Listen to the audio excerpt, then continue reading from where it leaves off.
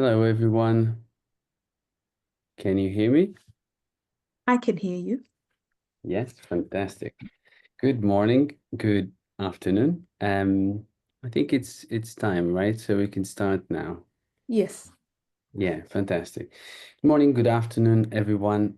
We are here to share information about the MSc Epidemiology at the Imperial College London School of Public Health. I am Professor Nuno Faria, co-director of the MSc Epi, and a professor in Virus Genomic Epidemiology at the School of Public Health, and also the lead of Pathogen Genomic Epidemiology team of the MRC Center of Global Infectious Disease Analysis, SPH. Today, I will be presenting also on behalf of Professor Marta Blangiato, professor in biostatistics in the Department of Epidemiology and Biostatistics, who leads the biostatistics and data science team of the MRC Center for Environment and Health.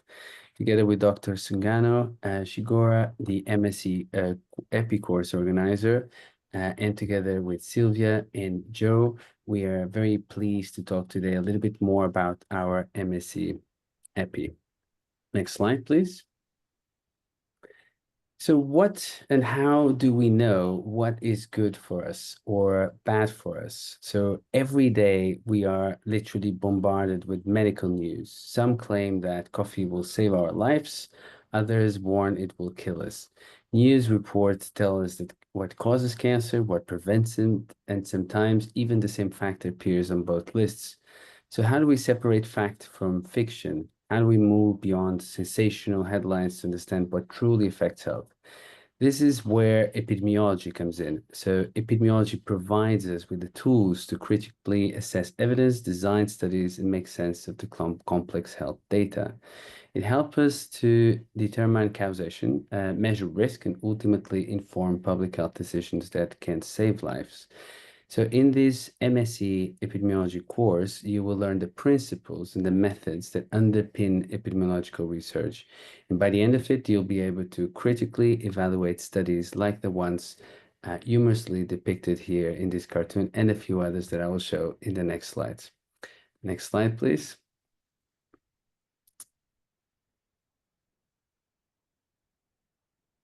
So let's define a little bit the field that helps us to make sense of all of these pieces of information that we receive daily, epidemiology. So the definition that you see on this slide is from the book Dictionary of Epidemiology by John Last, published in 2001, and captures the essence of the field. So epidemiology is defined as the study of how diseases and other health-related states are distributed in populations and what factors influence them, and perhaps most importantly, how we can use this knowledge to control health problems. It's not just about describing patterns, it's about identifying causes and implementing solutions. From infectious disease outbreaks to chronic conditions like heart disease, epidemiologists have a critical role in public health interventions and policy making. So in the next few slides, I will break down a little bit the key components of this definition and explore how epidemiology applies in real-world scenarios. Next. So to understand why epidemiology is so important, let's look at one of the most famous examples in the field, the work of John Snow. John Snow is considered by many as the father of spatial epidemiology due to his pioneering use of geographical mapping to analyze disease distributions, particularly cholera distribution. So his 1854 outbreak investigation of cholera in London is still considered today one of the earliest and most influential examples of spatial analysis in public health. At the time, the prevailing theory was that diseases like cholera spread to what we call miasma or bad air. But John Snow, through careful data collection mapping, was able to demonstrate that cholera was actually being transmitted through contaminated water.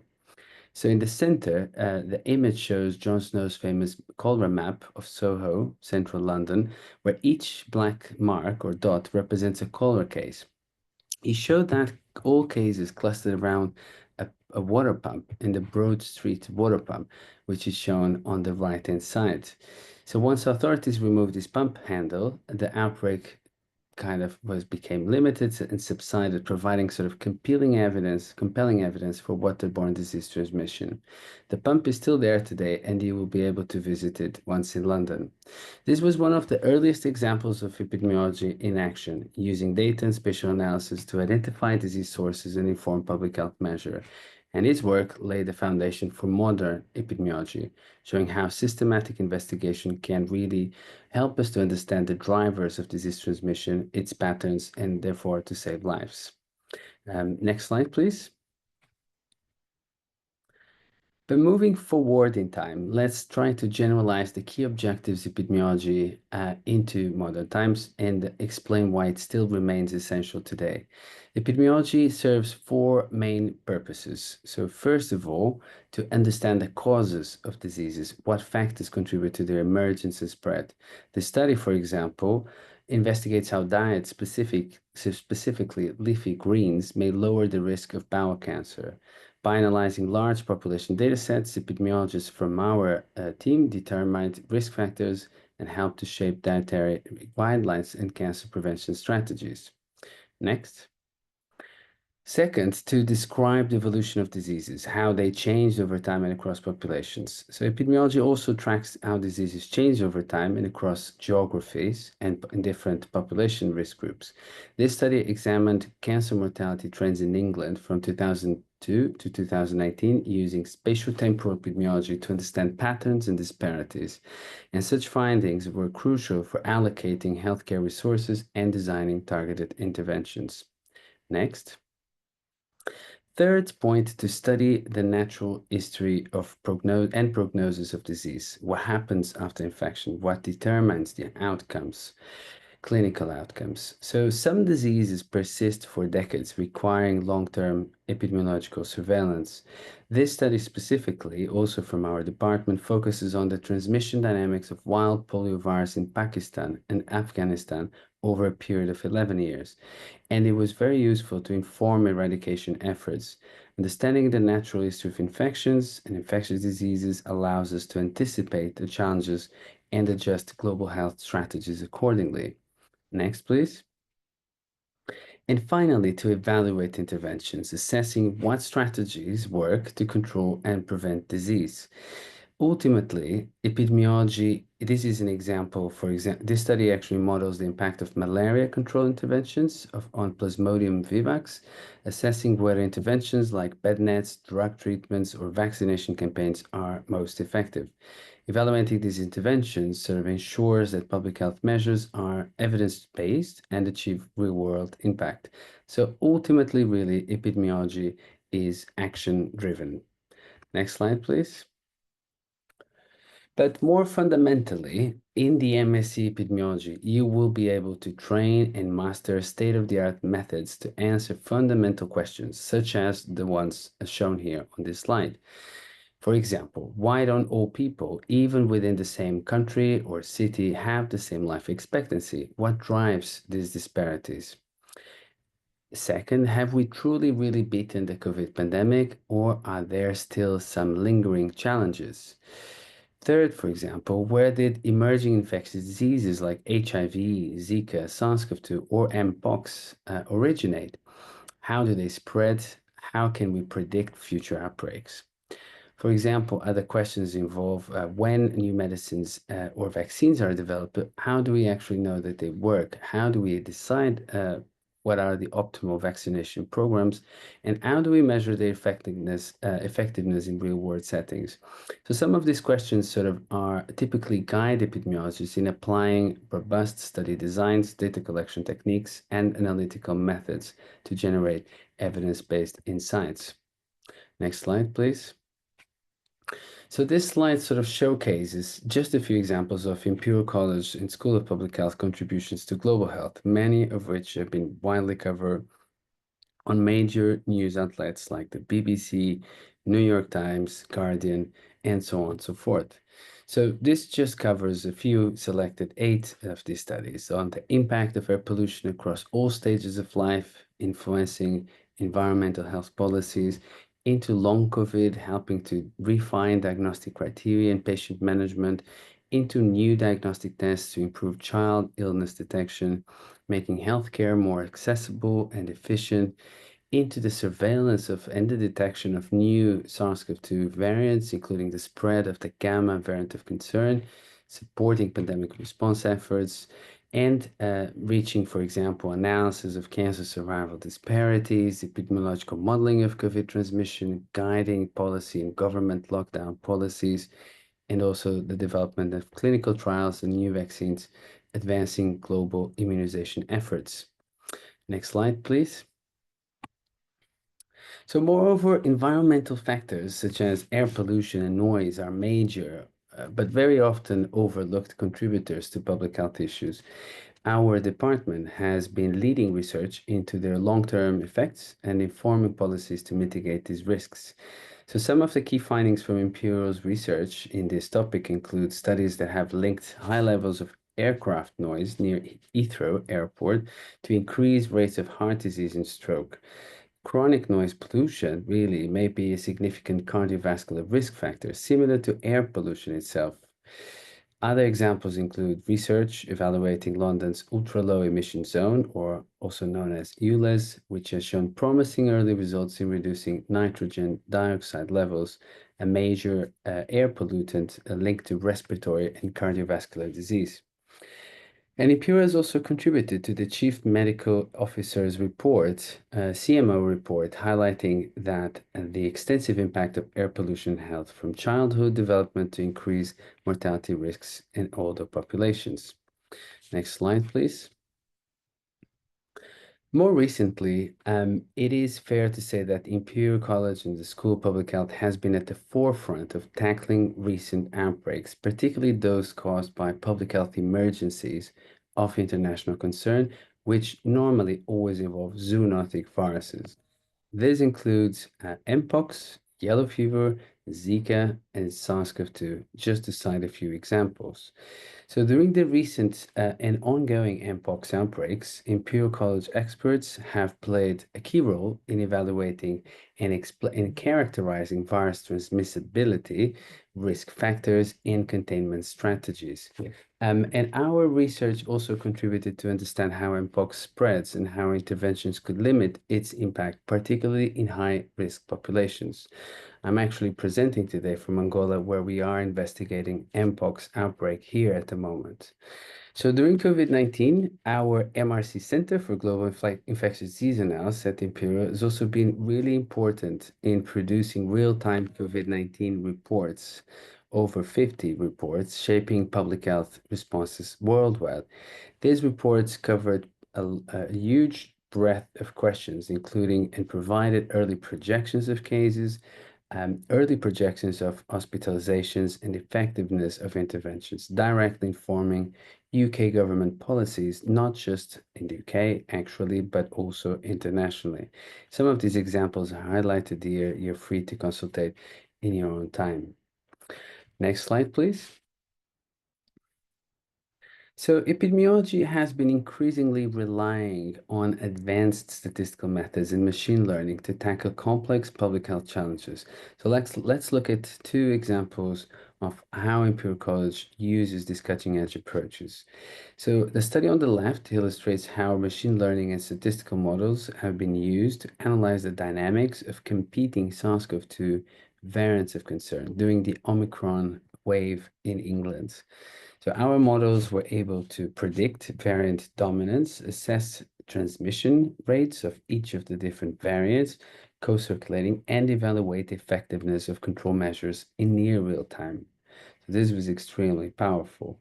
So the study on the right-hand side looks at the relationships between ambient or environment heat exposure and COPD hospitalizations in England from 2007 to 2018.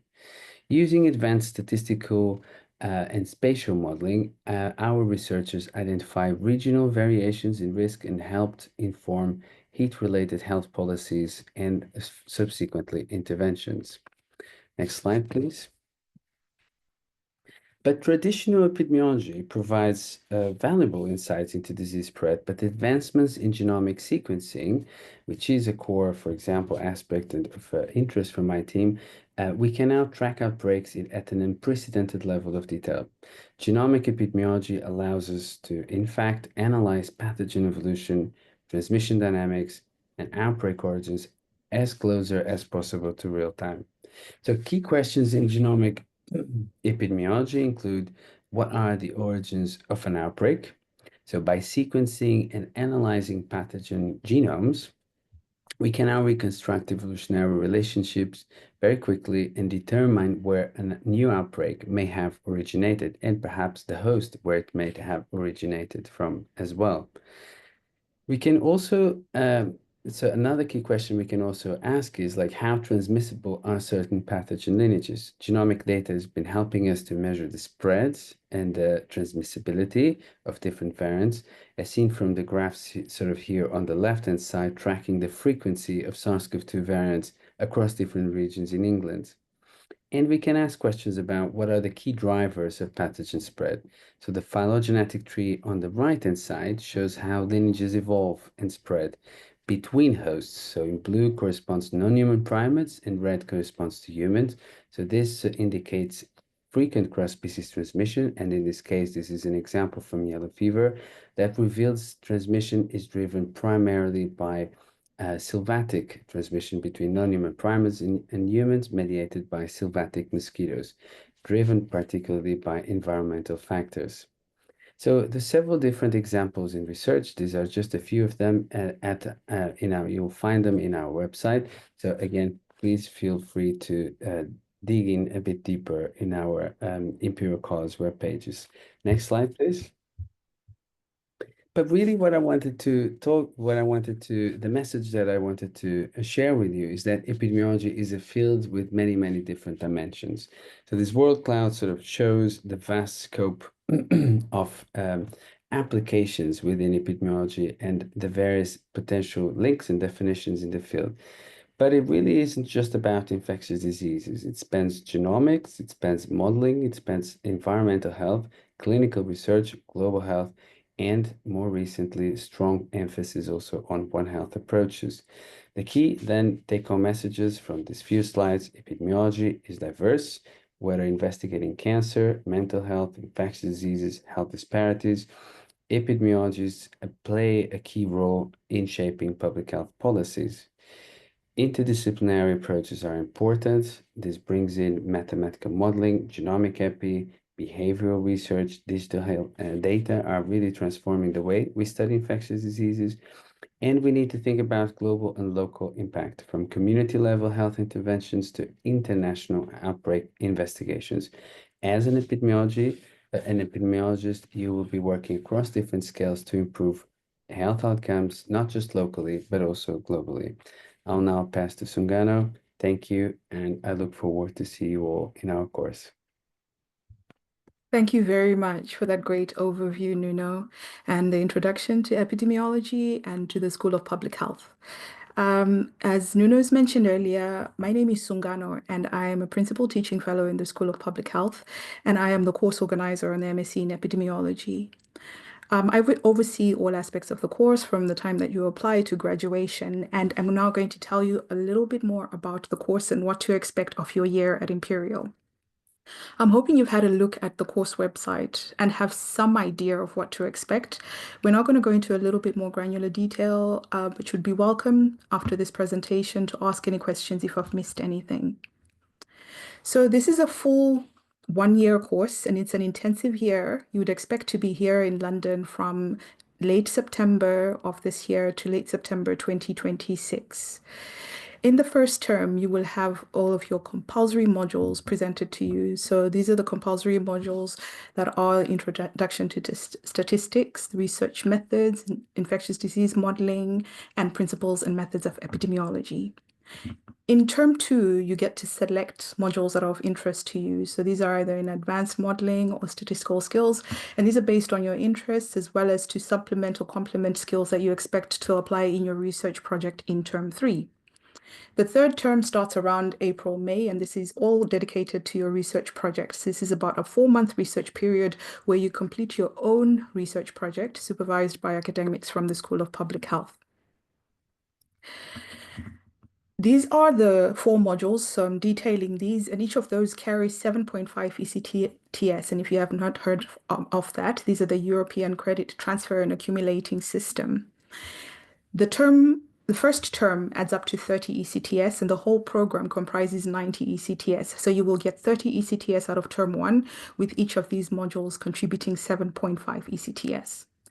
Introduction to Statistical Thinking and Data Analysis, Principles and Methods of Epidemiology, Research Methods, where you will get an introduction to quantitative, qualitative, and mixed methods in research, as well as an introduction to infectious disease modeling. So I've spelt them out here in detail, and I'm going to also just highlight where you should expect to engage with those modules in that term. So from September to December. You will have one day dedicated to each of the modules. So Monday to Intro to Stats, for example, and you should expect to spend the full day on campus from about 9:30, 10 o'clock to 5-ish. On some of the modules, you have less face-to-face time, but you're also expected to complete some independent study. So this is quite an intensive period. Wednesdays are dedicated to statistics tutorials. So some of the introduction to statistics content carries over onto the Wednesday mornings where you get group tutorials and you have optional seminars and mathematics classes as well. And you'd have the afternoon free for any extracurricular activities that are of interest. So hopefully you will get to engage with campus activities outside of what you would have in the School of Public Health in terms of teaching. But as you'd see from this, it's an intensive 10 weeks. You'd have induction and then the 10 weeks dedicated to teaching. After that, you have the Christmas break, which includes some coursework preparation and submission, as well as preparation for the exam period that begins in January. In your case, it'll be January of 2026, where you'd come back and start exams. Then you would go on into term two, where you can select modules of interest to you. So out of this list here, and the list changes ever so slightly every year, but these are the modules that we currently have. You'd be expected to take 5 or 6 modules. And the reason it's 5 or 6 modules is that the Bayesian modeling for spatial and spatial temporal data module carries 10 ECTS. So it's the largest of the term two modules, which is over 10 weeks. And if you select this, you can then only select 4 other modules to make up your 30 ECTS for term two. If you do not select the Bayesian module, you can select any of the other 6. As long as they add up to 30 ECTS, then you can take them in any combination. We do not have streams, only specific streams, and you can choose any combination that's of interest to you, as long as the scheduling allows you to take those modules. And the point on the scheduling, I will cover more in the next slide. So you'll see here that some of the modules, say if you look at the Tuesday second block, some modules fall on the same day. So that this here applies to advanced regression and the genetics of infectious disease pathogens. This scheduling and arrangement also changes slightly each year for various reasons. So this might not be the case when you join the course, but do expect that 1 or 2 modules will be falling in the same schedule as another. Doesn't apply to most of our modules, as you can see from this slide, but to a couple of them. You're also required to take specific modules before others, depending on what those modules are. So the outbreaks module is only taken by people who have already taken the further methods in infectious disease modeling. So the FIDM is a prerequisite for outbreaks. But actually, this only applies to outbreaks in terms of this prerequisite requirement. Otherwise, anything else can be taken in any order. And as you can see once again here, each module has a dedicated slot in the schedule so that Bayesian is only ever taken on Mondays. After you've taken all of your, after you've engaged with all of your direct teaching, this is over the 10 weeks of term two, you then once again have an independent study period where you're expected to study, submit coursework, as well as prepare for exams. Part of the assessment preparation will fall over the Easter break. The same applies to the assessment period after term one, if you had not already realized that part of that would be over the Christmas break and Christmas celebrations. So you are expected to figure out how to work around that break and complete your assessments. Then finally, you will come back after term two and term two's assessments and start your research project. And this is the most exciting part for most students because they then get to work on a subject that's of interest to them. You're encouraged to start thinking of your own project idea right now. So as you're applying and reviewing course pages and the research activities in the School of Public Health, you're encouraged to consider what you'd like to work on and at least have an idea of which team you would be interested in aligning with, or even thinking, at least thinking about the sort of project you would like to propose to the team for consideration. We have projects prepared by academics in the School of Public Health, which are released to students. So we generally collect these projects from them around the September-October period, review them for suitability for our course learning outcomes, and then release them to you around January-February. So our current students are in the process of reviewing the projects that have been made available to them and have submitted selections of the projects that they'd like to be considered for. So if you look at that in terms of your timeline, you would expect the same to be happening around this time next year for you. We also have students still submitting their own proposals of projects that they'd like to take. So they're looking at the projects submitted by supervisors, but have also submitted a proposal that they'd like to be considered as a student-led project. So either of those options is open to you, which is why I encourage you to look at the course pages and the Imperial research groups to see if there's any work that you'd like, any group that you would like to work with. And in the next slide, I'm going to detail the research groups that we have available. But before I move on, one key thing to touch on here is that currently the research project culminates with the production of a thesis. That's a 9 to 11,000 word written project, as well as a presentation and oral examination. This word count may change slightly when you join us, so the word count may be slightly reduced for the 2025 to 26 academic year, but the overall structure and aims of the research project would remain the same. So you'd be expected to complete a research project, write it up, present, and have a question and answer viva right at the end. These are the research groups in the School of Public Health. The MSc in epidemiology is housed in the infectious disease epidemiology department. So that's the one that's almost to the middle, that's led by Professor Azragani. However, you can select a project that's provided by any of the other research groups. Our two course directors belong to the infectious disease epidemiology department, as well as the epidemiology and biostats or biostatistics department. So those are the two in the middle. And you are welcome to review the research outputs from those groups because those are the ones that tend to propose projects that are suitable for MSc in epidemiology students. There are projects provided by other groups, in particular, say the environmental research group, that are also suitable for the MSc in Epi, and fewer projects maybe from primary care and population health, aging, and the clinical trials unit. But you can review any of the projects provided by them as long as they have highlighted or notified us that they are potentially suitable to Epi students. And you can also propose a project that aligns with their overall aims or with their current outputs. So one thing I would highlight or I'd encourage you to do at this point after you've left the webinar, if you have not already done so, is to review the research pages for the School of Public Health and see what research activities are ongoing and what might be of interest and to start thinking along those lines. So this is a timeline of the dissertation journey. And I've only started with term one, which is when you formally join the course. But as I said, I encourage you to start thinking now about what you'd like to do. You take your compulsory modules in term one, and then you start developing your research question with support from the course teams. This would mainly usually happen on the research methods module, where we develop research questions, aims and objectives, as well as outline the potential methods that you can use to address your research question. The project period then formally begins in April. This is after you've taken the elective modules, and you're encouraged to take modules that align with your project intentions or project plans. So you would take the elective modules and then start working formally on the project from April, beginning to work on that project in April with your supervisors and then submit drafts according to these timelines and be expected to have completed the write-up by August. The current deadline for submission this year is the 18th of August, and that's similar to what you should expect for your submission around the 18th, mid-August. However, this is not when the course ends because after that, you would be expected to submit a lay summary of your research in preparation for the presentation that takes place in September. And you're expected to be in London all through this time. You will have no time for internships, so internships are not encouraged and they're advised against actually. And you're expected to work on your project in London unless you're required to do anything such as data collection outside of the UK. There's specific arrangement and special arrangements for that at Imperial, which include requesting permissions, and we would go through that with you once you join Imperial. But as you're planning to join us, expect to be in London from September to September. These are some examples of projects that have been submitted by that have been completed by students.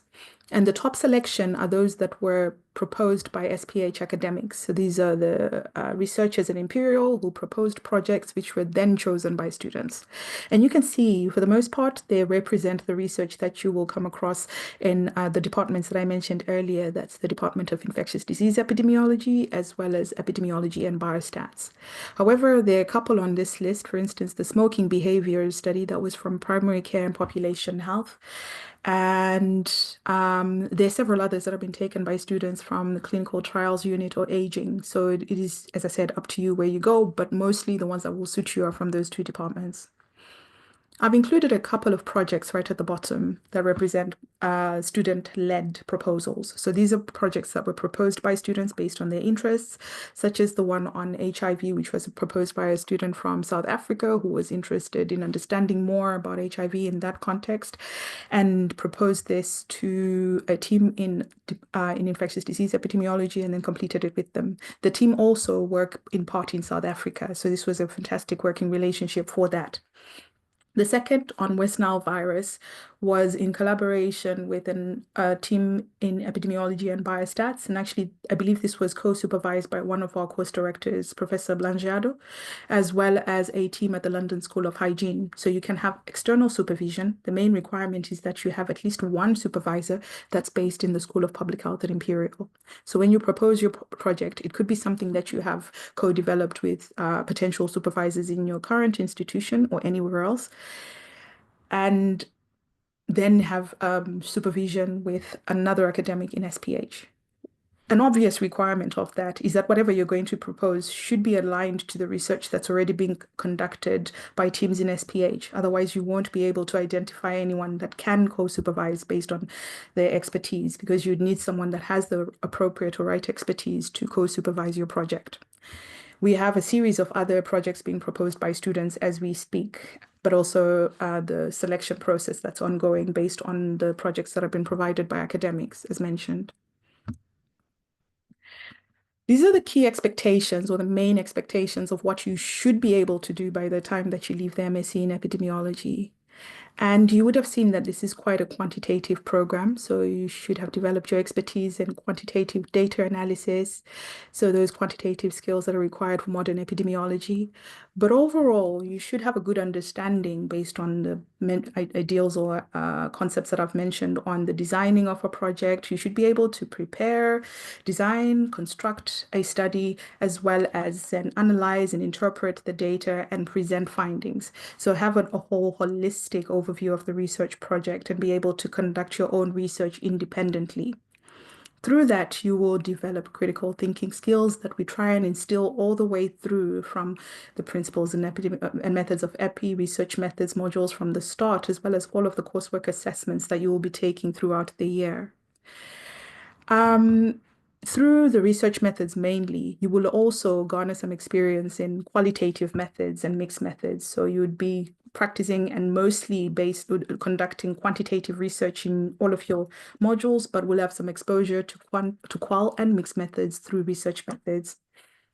And I said, through all of this learning, you would get some idea of the biological, economic, and social factors that influence health and exposure to disease. Most of our students go on to pursue research careers. And for the most part, they actually begin with a PhD immediately after their MSc and then go on to stay in academia. But that's not the expectation always, and you can have interests that are outside of research. You get a good training in research through this program, which prepares you well for a PhD, but you can also use those research skills in industry, so in NGOs and in government positions. Examples of roles that students are taking or are engaged in right now are as analysts or associates, epidemiologists, medical liaison officers, or public health and analysts in different organizations. And below at the bottom of this slide is an example of the organizations that students have gone on to work with. We're going to have some profiles of our former students, alumni profiles on our web pages that can give you further insight of who our former students are and where they're working right now. So I think one of our respondents recently is in Gavi, and we have some in pharmaceuticals, but we also have a lot of PhD students that have completed the MSc in EPI and are currently still with us in the School of Public Health doing their PhDs. But you can, of course, consider other institutions and other sources of funding. I would highlight on this slide, as it relates to PhDs, that we also have a good support system for supporting you through PhD applications and considerations of PhDs through the career service at Imperial, as well as the in-house career support team. So they present to you cases, which is generally former students coming to tell you about their experience of taking the MSc in EPI and how they went about applying for their PhDs, as well as guidance from people that review PhD applications and supervise PhDs. So we do have a good in-house preparation for PhD proposals and career plans, if that is your intention. We also try and incorporate in our career seminars an insight into all of these other roles, the external roles from industry, by having former students come to speak to you in career sessions. You would have seen from the slides that I showed you about which demonstrate or which outline the scheduling that we don't have that much time in term for this, but we try and create an hour or two each week where you can be exposed to this. So going into the application process. So the MSc in EPI is highly competitive, and we tend to get 200 to 300 applications annually. I know that at this point, since applications opened in October, November, we've received, at my last check, I believe it was 187 applications, so close to the 200 that's cited there. And we expect to go above the 300, so do apply as early as possible if you intend to complete the course. We have 25 to 30 places available, so not many places. This is a pretty small course because you are involved in a lot of quantitative analysis and small group tutorials to support you through all of the quantitative expectations. So the data analysis that you complete on most of these is supervised in very small groups, so we can only support 25 to 30 students. Applications are reviewed every 4 to 6, within 4 to 6 weeks, sorry, not every 4 to 6 weeks. So they're reviewed on a rolling basis, and you should expect these reviews to be completed within 4 to 6 weeks. And we expect to close usually around May, June, but sometimes this happens earlier depending on when the course fills up. You should have at least a 2-1 degree in math, statistics, or a related subject, medicine, biological sciences, and you should be able to demonstrate quantitative skills. As mentioned, this is a quite quant-heavy program, and we expect you to have some basic skills for you to then pick up the more advanced content that you're going to be getting at master's level. So we'd expect you to have completed some sort of data analysis, demonstrate good grades in maths and quant subjects in your undergraduate, and to also demonstrate an interest in public health research, because this is the meat and bones of what you're going to be doing once you join us.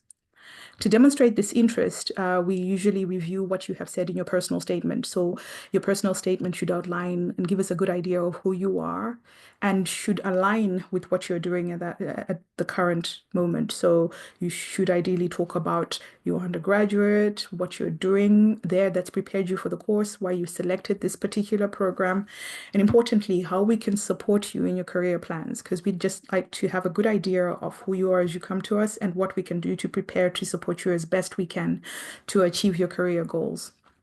The detailed CV also helps us assess your suitability based on your skill set. You're required to have the higher level of English attainment or achievement, which is the IELTS. An example of that is an IELTS at 7 or above, but you can take similar tests as outlined on the admissions pages. And we'd expect you to have strong letters of support from your current institution or other academic references are required, at least one academic referee, and ideally that should be from the institution that you are studying, and then another from anywhere else that's of interest. You may be invited to an interview, and we also have these interviews on a rolling basis. There's not one scheduled time for those, and you'd be invited as soon as an initial review of your application is done. So we actually had some interviews this morning, and I know from conversations there that we might have some attendees who were in interviews earlier on. So I hope from the conversation then that some of your questions about the research project have been addressed. And if not, please feel free to still pop questions into the chat or ask when we're finished with the presentation. There are usually also questions about funding. So I prepared this slide for you so you can have some idea of what funds are available or advertised through Imperial pages. I don't have a comprehensive idea of all of the funds that are available, but at least have a good idea of those that are advertised and available through the Imperial scholarship pages. So if you go to the Imperial scholarship page, which is the link right at the bottom right, and type in epidemiology or more comprehensively, public health would give you access to all of these scholarships or at least the scholarships that are available to anyone that's studying public health or epidemiology at master's level. There's some full scholarships. Some of those have already closed. That's the Commonwealth, Chevening, Imperial Marshall, and Said Foundation. But there's still quite a few that are open. Most of those closed late March or early April, is listed on here. And they're summarized on this page, but also available and detailed much more extensively on the scholarship web page. So I will stop just for a brief moment so you can have a look at this and consider which scholarships might be open to you, and then I'll move on to the next slide.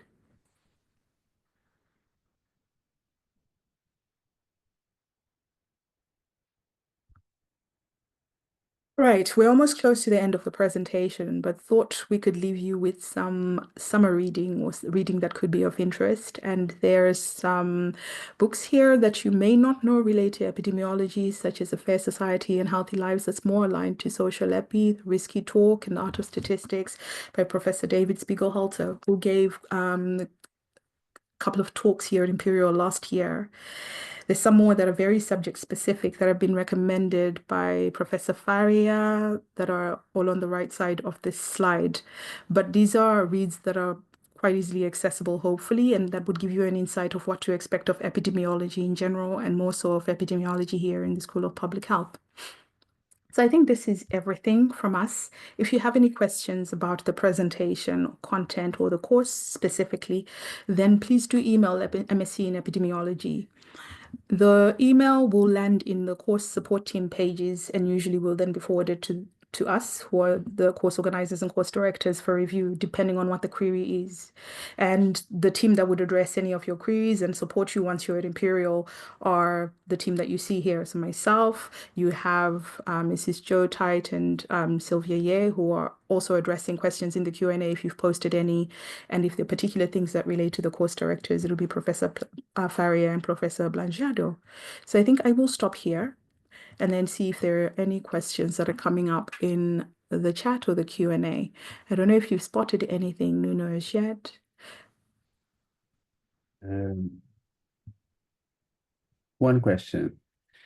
Betty Tsai, I have a public health bachelor degree. Is this qualified for the requirement? Because public health wasn't mentioned in the requirement. Thank you. Public health, a BSc degree. I think in principle, yes. You would have to, like Sungano mentioned, you would have to have a 2.1 minimum grade to apply. And then there will be an assessment, of course, of the grades of the transcripts as well. And we will have to do some due diligence work at Imperial to evaluate a bit more in detail, one by one cases. But in principle, yes, public health didn't mention in the requirement. Yes, public health isn't mentioned in the requirement because students can come from a wide variety of backgrounds. So, you could come from maths, you could come from medicine, you could come from different BScs or even have a separate MSc as well, but you would have to demonstrate some interest and some experience in the field of epidemiology, and particularly that would be very useful, some quantitative background to make sure you'll be able to follow all the courses throughout the 1 year program. Sungano, Yeah. sorry, do you want to add anything? Yeah, I would echo same. So the public health is not specifically mentioned because of the variety of public health BScs that are out there, and some are only aligned to policy. And we do have this key requirement that you have exposure to quantitative analysis. So as long as you can demonstrate that you have the quantitative skills required to keep up with the content on this program, then definitely. We also have that remit of saying or any related program. So by inference, the public health relation, but in particular, the quantitative skills. So if your public health BSc includes an introduction to statistics, as well as hopefully introductory epidemiology modules, then you are welcome to apply and encouraged to do so indeed.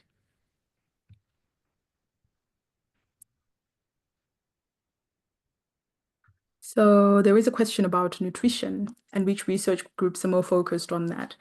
So we don't have a dedicated nutrition research department or group, but most of this is conducted, and certainly there is quite a little bit that's done with Professor Gary Frost and the similar teams in the primary care and population health department. So if you go onto the Imperial website and follow the links to the primary care and population health group, then you will be able to identify or find some nutritional or nutrition related research there. We also have some outputs, say maybe on cancer epidemiology that then align with your interests in nutrition that are conducted by researchers in epidemiology and biostatistics. So I believe this would be teams such as that of Dr. Kostas Tsilidis, Professor Joanna Tsoulaki. So if you go into epidemiology and biostatistics, you may be able to find research of interest. They do quite a bit using data from Biobank. Um, Elio Riboli and team also conduct that. So do look at those two departments in particular if you have an interest in nutrition research, uh, PCPH and EBS. So you're on the cusp of a 2-1 degree, which is 77.9. So I'm assuming you're completing your degree outside of the UK, because that would be, I don't know if you're saying you're at the cusp of that as in going into a first, or are you just below the 2-1 cutoff equivalence, but performed strongly over the last few years of my BSc with extensive quant. So this depends a lot on if you have already completed your degree. It's not very clear on that if you are on the cusp but are yet to get all of your grades, in which case you may be able to get a 2-1 outright if you're saying you don't have one already, or if you don't have a 2-1 outright but can demonstrate some work experience that makes up for the lower grades but demonstrates that you have attained the quantitative skills required for the program, then you can potentially be considered for the program. So I would still encourage you to apply if you think you have considerable quantitative skills or work experience that also should be considered in your application. Each application is reviewed as a case, as an individual, unique case. The minimum requirement is usually what I described to you earlier, but we do still make considerations of those that might not have the minimum requirements, but have got the skills required to complete the course, which they can demonstrate through their CV and other works. Publications, for instance, are always really useful for an insight of what you can do. I don't know if you've got anything to add on that, Nuno. No, I think that's great. I think Joe is typing something or is going to answer this question live. Maybe Joe, do you want to add something, Joe? I think she's Or typing the response. I, The yeah. whole point on credit points depends on where you are studying. So this would depend on which country you're in, and the equivalence or the assessment of the equivalence for UK qualifications is usually made by registry who can address such queries better. But hopefully Joe can also respond to that and just highlight what you should be considering. But this usually depends on where you're studying from. So I see the question about the cusp of a 2-1 degree still up, but we have addressed this. I don't know if there are any more questions that will come up. I'm just checking time. We've got a few minutes still, so you please feel free to post a question if you still have one. But if you don't post, as said, we're quite responsive, so you can email us on that address that's in front of you. Good question. Is there a chance to learn R on the course, or is it expected that the skill is already present before you enroll? So that's a fantastic question. And if you are given an offer, or if you get an offer to join the program, you will then there will be information circulated to all offer holders. So you will be contacted with all of the information on what you could start doing to prepare. So one of the things that will be shared with you later is a more extensive outline of where you should be looking in the research departments for what to start considering for your research project. But you will also have introductory stuff given to you by module leads for the introduction to statistic module who give you an idea of where to start with your revision, say for stats and maths, as well as where you can start learning R and which resources you can use to support you in starting to learn R. So we do not teach you R on the course, and we expect you to at least have some idea. So introduce yourself to it and have a go at playing with R and navigating and analyzing data.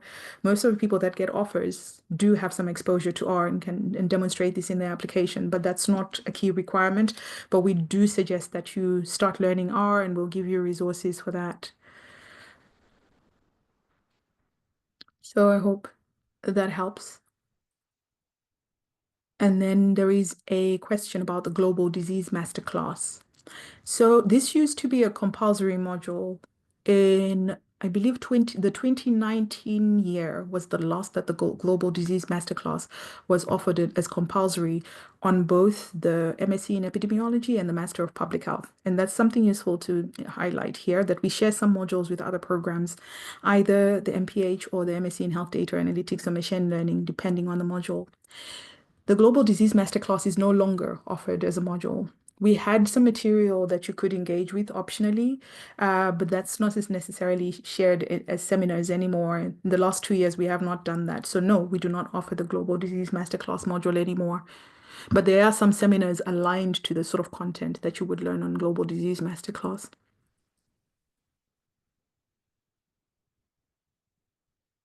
So I see questions popping up, and some are potentially being answered by the support team in the background. So I might give it a minute or two to read the questions and then potentially answer those. We still have a few minutes to complete this.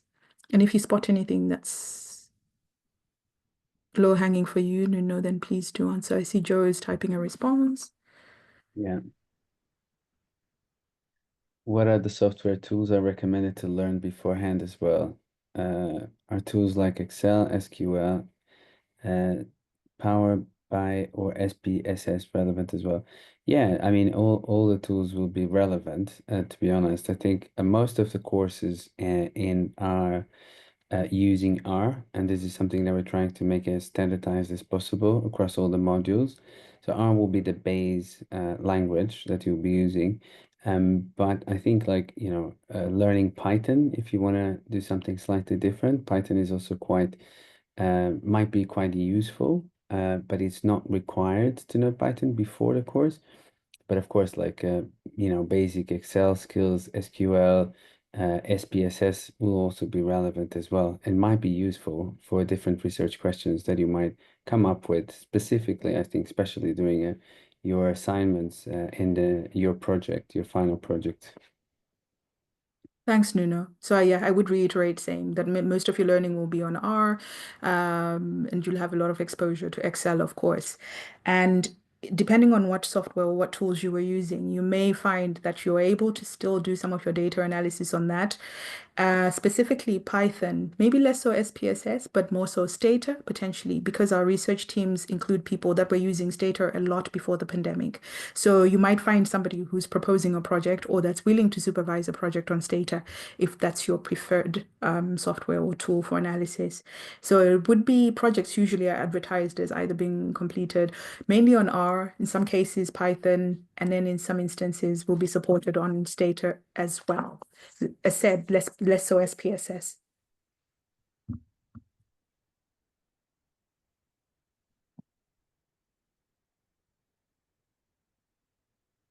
I think we have no more questions. Everything has been answered.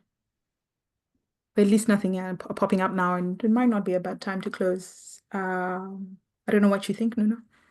Yeah, I think like please make sure that you have the email that Joe shared on the insert Q&A now, medicine.pg.admissions@imperialac.uk. And if you have any questions, please reach out to us. Very happy. We're very happy. The team is very happy to respond, and normally it's quite quick, and we can guide you through the process of application in a short amount of time. So we hope to see your application soon, and or your emails with questions about the applications. And I think that's it for me. Just gonna wish everyone a good morning, a good afternoon, whatever in the world you are. And Thank, hope to see you then in London. thank you. We hope to see you over here, as Nuno said. Thanks, everyone. Thank you.